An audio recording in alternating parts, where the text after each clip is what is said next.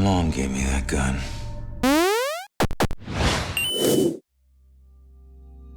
This preview is brought to you by Netflix. So I recently had a chance to sit down and play the beginning of Murdered Soul Suspect. I would say maybe the first hour and a half. In fact, if you go look at our E3 demo, it was pretty much that chunk of game. A little bit more at the beginning and a little bit more at the end of it, at the beginning of the game.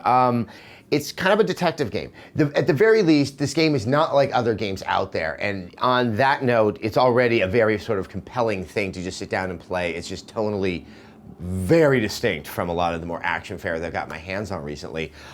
You play a little bit too on the nose, I think. You play a detective named Ronan. He was once a criminal who then became a detective. I think the implication is that he's a much better detective because of his criminal background.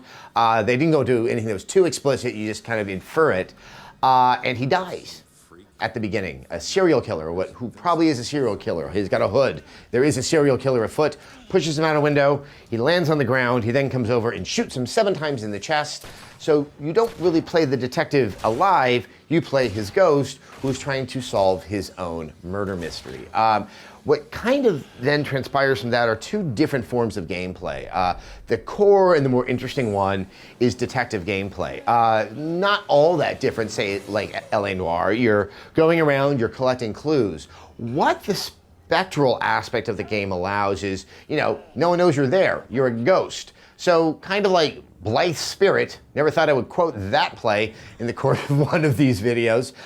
You're trying to influence other people around you. You can kind of go into someone else's body, you can read their mind, you can get in their head and say, as happened in the beginning of the game, if someone is being interviewed by the police, you kind of get them to say the thing that will help direct the cops in the right direction. It's a very interesting gameplay device. It was the beginning of the game, so I don't know how sophisticated that's going to go, but it does offer some interesting puzzle structure and ways of trying to approach the problem. As with also something like L.A. Noire, you don't have to get all the different clues that are laid around. In fact, it was actually quite challenging to try to find every single clue that was littered about. Once you get enough, you can start to try to deduce what's going to happen. From what I could tell, you can't, as you could in L.A. Noire, go in the wrong direction. The game will kind of wait for you to finally figure out what was the right conclusion, and then you move on to the next section of game. It's interesting. I love detective stories. I love Sherlock Holmes, I love reading Dashiell Hammett, I love reading Raymond Chandler. It's something that I wanted to see a lot in video games. Obviously, L.A. Noire got really close in terms of tone with all of that, but this really highlighted what is so challenging about doing what seems to be so obvious, which is a detective game. When you read Sherlock Holmes, when you're in the mind of Sam Spade, you're kind of alongside someone that has preternatural skill, who's a professional. In the case of a game, you become that detective, but you're just as dumb as you actually are, and you don't get that sense of pure deduction, that sense that you can really kind of affect the world around you. It has to become more of a puzzle game for the game to actually work and for you to proceed. And in that, it feels a little bit less of the promise that the concept detective game would actually bring. And then there's the spectral side. It's neat that you're investigating yourself in the way that you can influence, but unfortunately, you're playing a ghost. And because of the limitations of the technology, what you start to see is a little bit of a strained narrative. That's at least what I caught at the beginning. You can't enter houses unless the door is open because you're in Salem, Massachusetts, and because of the witch trials, there's some type of, I think, blessing that's on the houses that prevents you as a ghost from entering unless the door is open. I believe the real cause is they just can't stream it in. You see some other examples of this. There's demons that you need to avoid, and you avoid those demons by moving from certain types of souls that are in the building.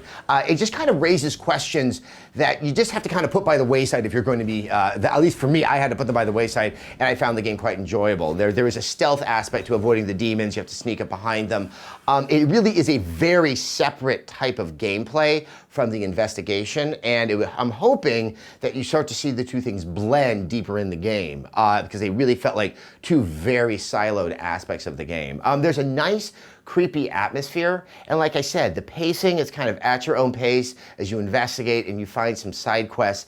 There's definitely some kinks that need to be worked out. I don't know really how to feel about it unless I can get hours upon hours upon hours into the game, but like I said, it's something different.